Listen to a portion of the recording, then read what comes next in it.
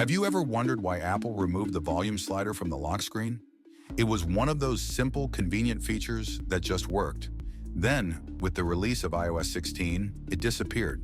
No explanation, no warning, just gone. For 2 years, users have been asking, why? Well, Apple has finally listened. In iOS 18.2, the lock screen volume slider is back, and it's as useful as ever.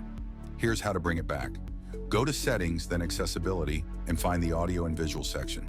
There you'll see a toggle labeled Always Show Volume Control.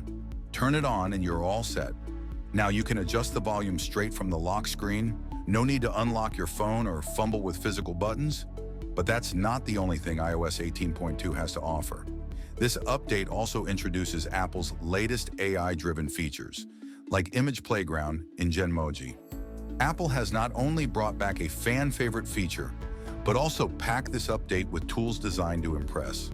If you haven't updated yet, it's time to see what your iPhone can really do.